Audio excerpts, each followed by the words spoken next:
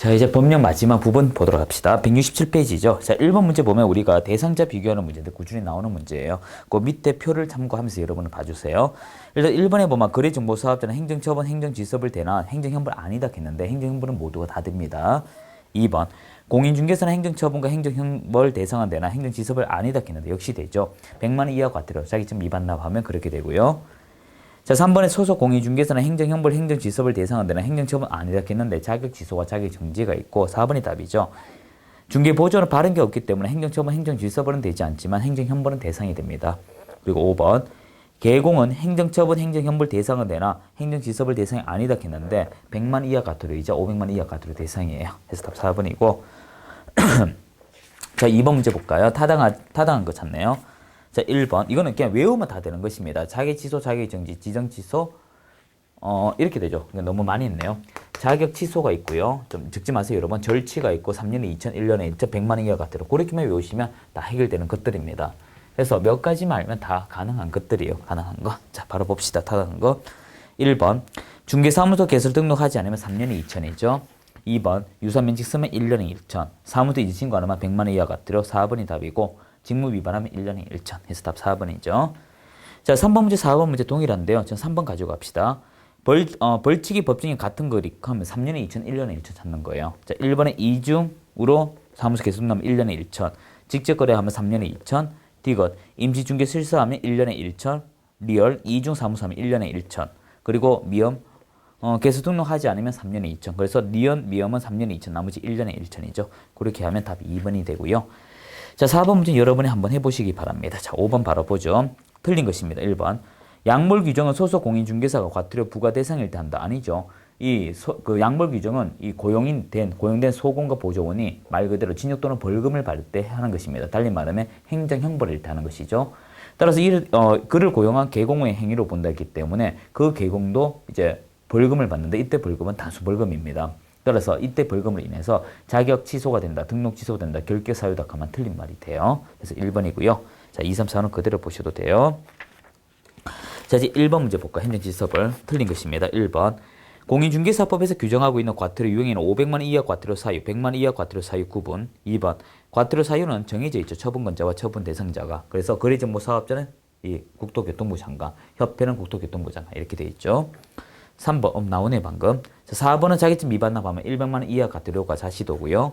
5번 연수교육 안 하면 500만 원 이하 과태료로서 시도 맞지만 중개 업무는 등록 관청에 해당하는 것입니다. 답 5번이고요.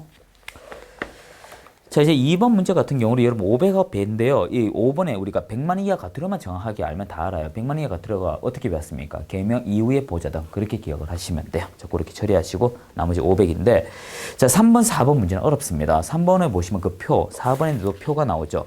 그 테이블에서 여러분 문제를 발췌한 것이기 때문에 정확한 금액을 숙지하는 건 어렵습니다. 하되 3번과 4번은 많은 학원 강사들이 선별적으로 내고 있기 때문에 여러분이 봐주셔야 되고요. 시험 치기 전에 봐주세요.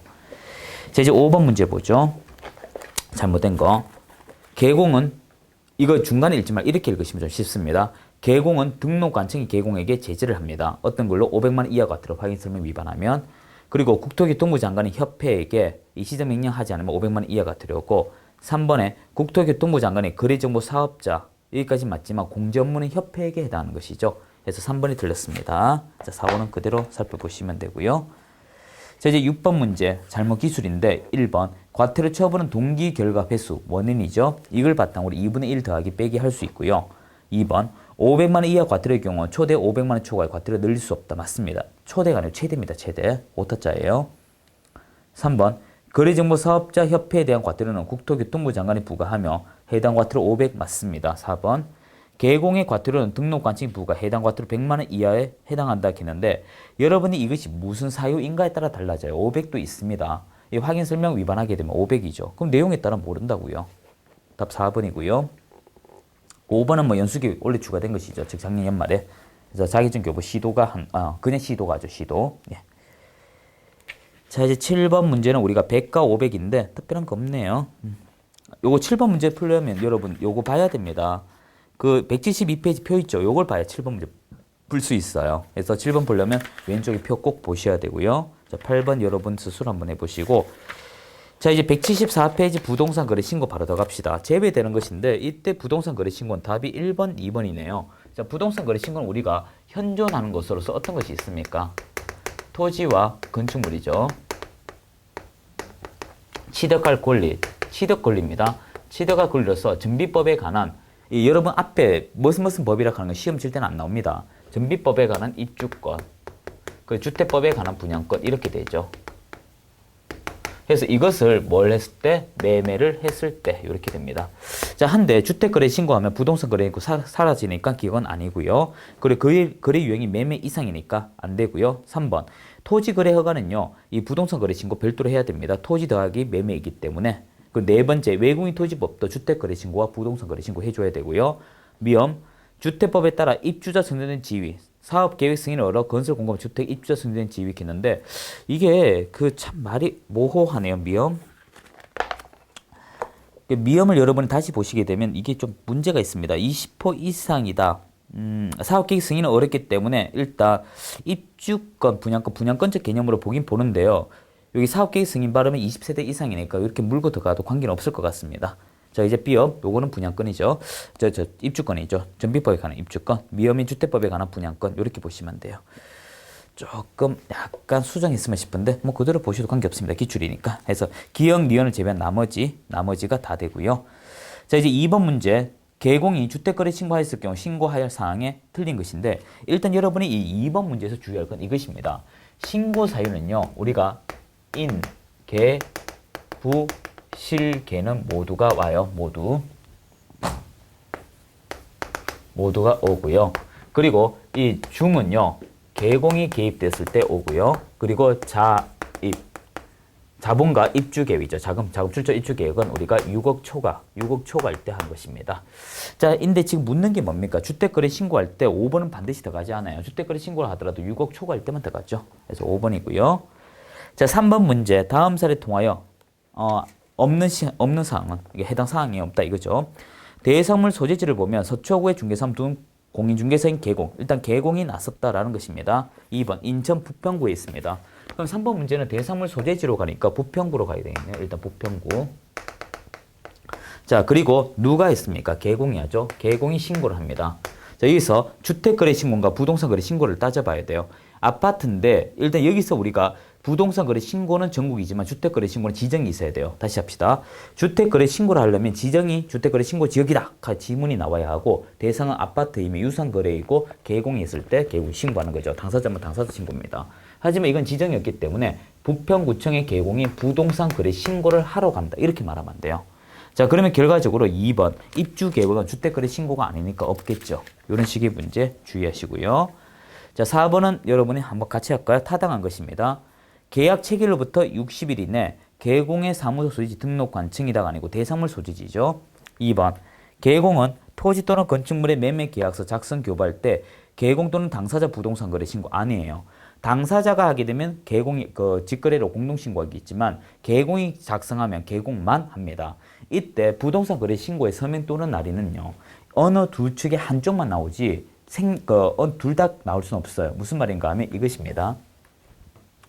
4번에서 기억할 것은 이 당사자 공동 신고일 때가 있고요. 개공이 신고할 때가 있죠. 있을 때 여러분이 둘 중에 하나만 하는 것이지 얘와 얘가 같이 신고서에 없다. 즉 기록할 필요가 없다. 그 얘기를 지금 강조하는 거예요. 자, 3번에서 개공이 신고하거나 당사자 공동으로 신고할 때는 전자문서와 직접 방문이 가능하지만 소공과 대행하는 사람은 직접 방문만 가능하다. 그런 얘기를 담고 있습니다. 그래서 3번 틀렸고요. 4번이 답이고 5번 등록 관청의 신고사항이 의심될 경우 사실 여부 확인하기 위하여 소속 공무원으로 하여금 당사자 또는 개공에 관련 자료 제출 요구하는 등 필요한 조치 취할 수 있다 했는데 이 등록 관청이 하는 건 맞습니다. 맞아요. 이거 조금 수정합시다. 지금 4번 다시 보세요. 이게 지금 5번에 등록 관청이 옛날에는 신고 관청이었는데 지금 등록 관청으로 바뀌었습니다. 이게 무슨 말이냐면 4번에 5번 좀 먼저 정리하죠. 종전에는 신고 관청입니다. 신고 관청인데 지금은 등록 관청으로 변경됐어요. 이 옛날에는 우리가 이거 신고 관청이라 등록 관청이라 틀렸다 했는데 지금은 맞다라고 해야겠죠. 지금은 신고 관청이 등록 관청으로 바뀌었다. 그래서 4번에 5번 올바르고요. 자, 4번 다시 봐요. 부동산 거래 신고, 주택 거래 신고하는 잔금 지급일 변경, 등록 관청 변경이라고 해서 4번도 틀렸네요. 답 5번이네요. 그리고 4번에 5번입니다. 4번에 5번. 해서 4번에 5번 해주시고요. 이때 잔금이 바뀌게 되면 어디서 바뀌었는지 봐줘야 돼요. 주택 거래 신고에서 바뀌게 되면 이거는 정정 신청이에요. 정정이에요. 하지만 부동산 거래 신고에서 하면 이건 변경이에요. 변경. 그래서 4번에 5번입니다. 자, 5번 문제 꼭 기억하셔야 돼요. 요거 여러분 스스로 한번 꼭 해두시고요. 자, 5번 문제는 전부 다 등록 관청으로 고치셔야 됩니다. 신고 관청하면 안 돼요. 부동산 거래 신고가 2015년에 있던 신고 관청이었지만 2016년부터 등록 관청으로 바뀌었어요. 자, 그런 거 다 수정하십시오. 자, 수정했다 치고 이제 문제 풉시다. 옳은 거. 그렇게 풀어야 되나요? 일단 하나씩 한번 해봅시다. 뭐가 옳은지. 자, 1번. 시장호수 구청장은 공정하고 투명한 부동산 거래처 확립하기 위하여 검증체계. 자, 시스템 구축은 국토교통부 장관입니다. 2번. 신고 관청은 적정성 검증이 아니고요. 등록 관청이 적정성 검증이라 해줘야겠죠. 3번. 등록 관청 500만 원 이하가 틀립니다. 결과 2번, 3번은 등록 관청인데 신고 관청께서 틀렸네요. 4번도 마찬가지 개념이네요. 자, 5번. 5번도 여러분 등록 관청이라고 해줘야 됩니다. 5번도 그대로만 틀린 답이 돼버려요. 그런 거 좀 수정을 하십시오. 자, 하셔야 됩니다.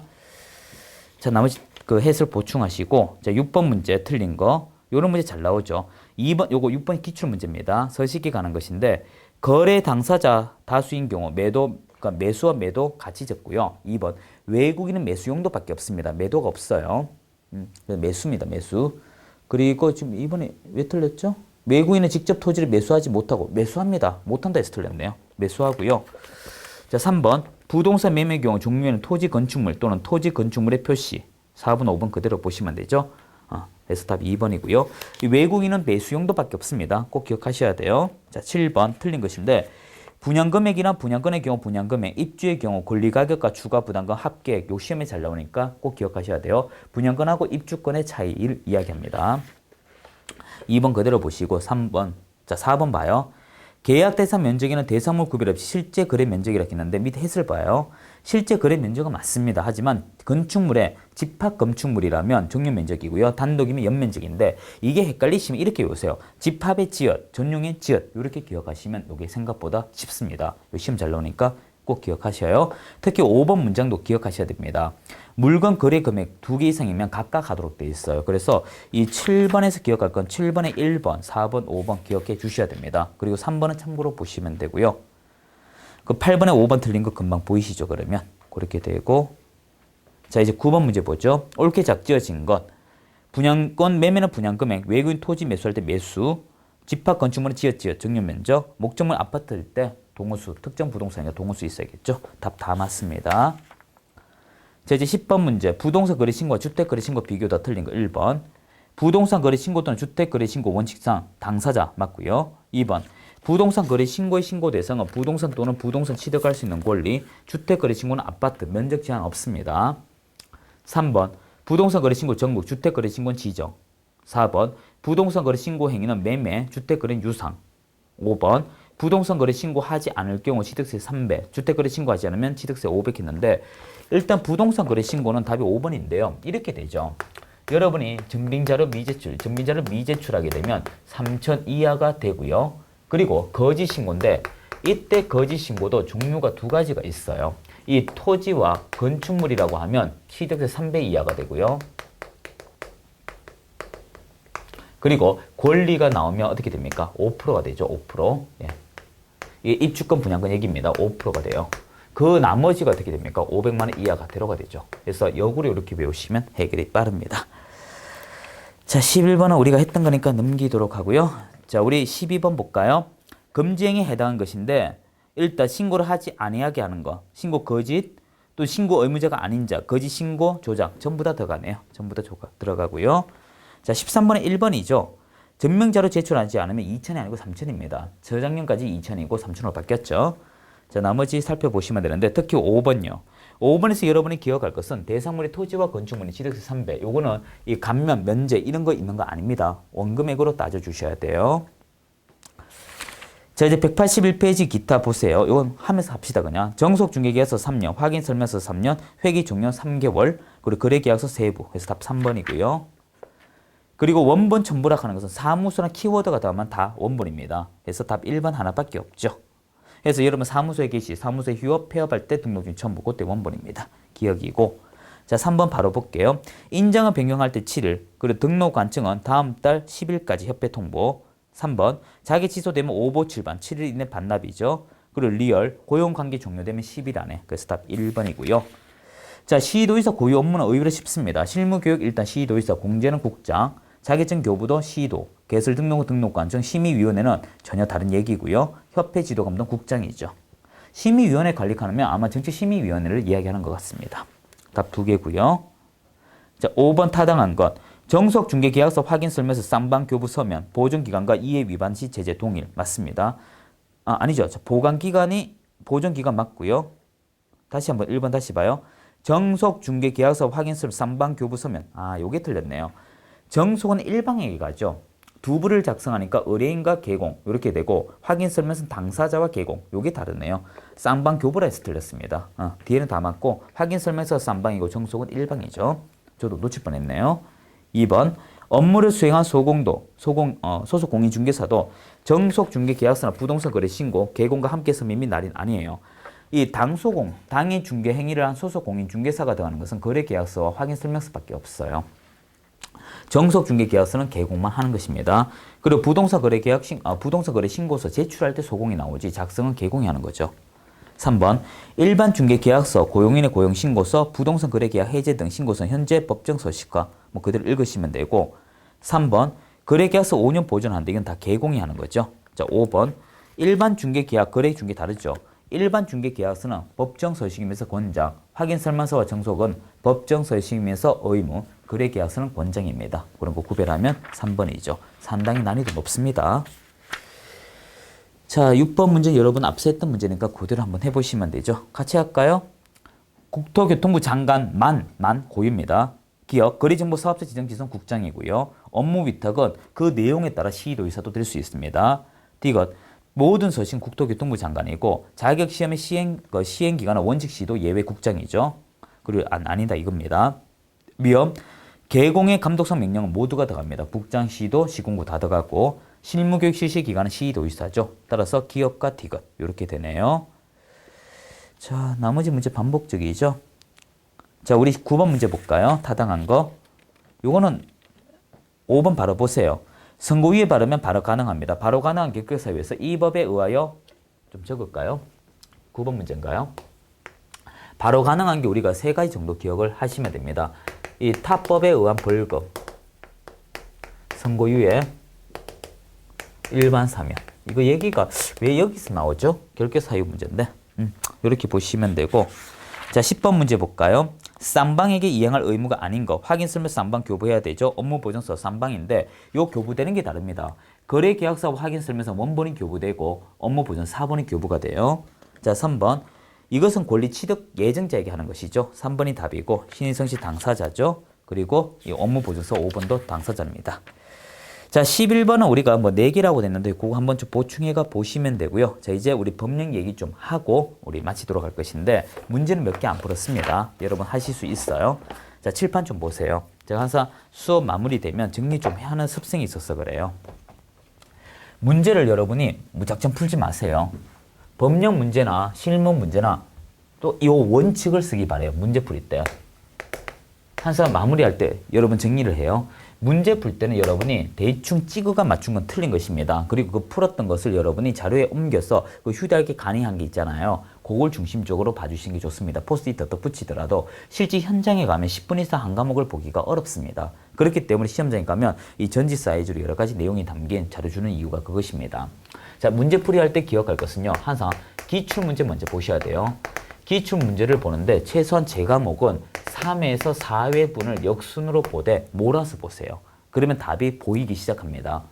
두 번째, 이 문제집을 보더라도 여러분이 이건 단원별 문제집이에요.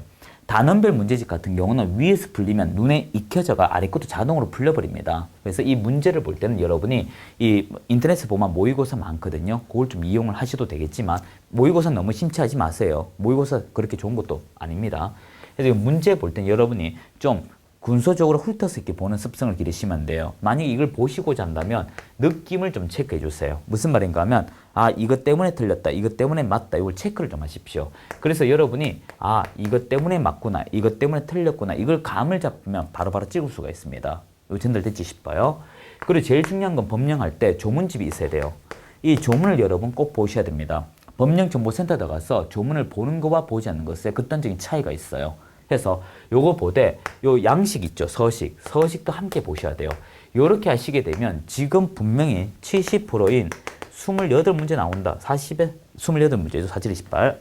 자, 그런데 실제 시험 치러 가게 되면 실무 12문제 중에 6문제는 법령에서 나오는 내용들이에요.